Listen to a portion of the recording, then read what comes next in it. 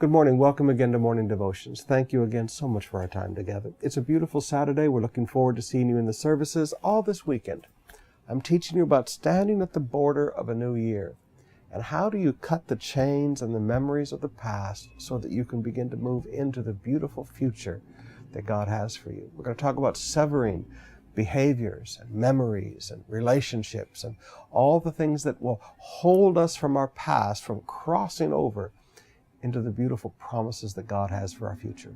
But right now I want to come back with you to the book of Revelation. I told you that all this week and really all this month I'm going to do our daily devotions out of the book of Revelation. The minor prophets are incredible. Malachi is incredible. Proverbs 31 woman is incredible. But too often we skip through the book of Revelation because it looks like a difficult book. It's really not. Just read it for what it says. I want us to go today to the book of Revelation chapter 7, beginning with verse 13. Then one of the elders asked me, "These in white robes, who are they and where did they come from?" I answered, "Sir, you know." He said, "They are they who have come out of the great tribulation. They have washed their robes and made them white in the blood of the Lamb. Therefore they are before the throne of God, and they serve him day and night in his temple. And he who sits on the throne will spread his tent over them. Never again will they hunger, never again will they thirst. The sun will not beat on them, nor any scorching heat. For the Lamb at the center of the throne," there's that same phrase that we find again from chapter 5, verse 6. "The Lamb at the center of the throne will be their shepherd. He will lead them to the springs of living water, and God will wipe away every tear from their eyes." Who are this great multitude who stands before the throne and worships? These are the people who've gotten born again out of the great tribulation, the last great harvest of this earth.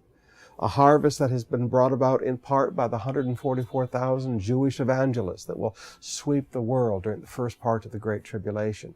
A harvest in part due to the two great witnesses. A harvest in part due to a lot of the seed that had been sown in family and friends and relatives by people who have gone up in the rapture, and now people are remembering, wait a minute, I remember my friends talked about this. This whole thing, this Bible is real. God is real. This whole thing is not a fairy tale.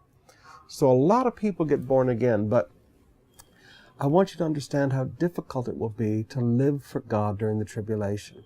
Basically, every one of these people will die as a martyr. They will suffer very greatly for their faith.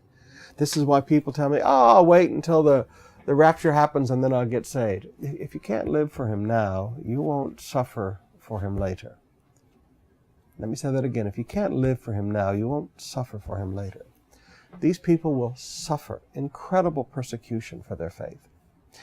This modern doctrine of engaging the culture to me is so ridiculous because the world demands conformity. Christianity allows people to live however they want. Christianity says, listen, God gave us a free will. If you wish to go to hell, that is your choice. If you wish to go to heaven, that is your choice. If you wish to live in sin, that is God doesn't control anybody, but the world. Sin demands conformity.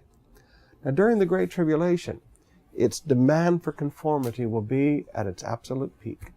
You take the mark of the beast, or you don't buy, you don't sell. You don't do any business. There will be no jobs for these people who get born again in the tribulation. There will be no going to Shoe Mart and Hypermart and buying their groceries. There will be no going to the market. Everything will be black market. Everything will be difficult. Life will be an incredible struggle. You can't rent a house. You can't buy a house. Everything, it's like the entire world turns against you because it does. And these people will suffer greatly. This is why it says they'll never hunger again. They'll never thirst again. They'll never live with the sun beating down on them. They'll never live, hurt by the environment because they have no place to stay. They'll never live like that again because now the Lamb will be their shepherd and he'll lead them to streams of living water. The Great Tribulation will be the most difficult time on planet Earth since the flood of Noah's time. It will be a time of incredible pain and suffering. We'll get more into that tomorrow. But there will be people born again during the tribulation. But they will suffer and they will die for their faith.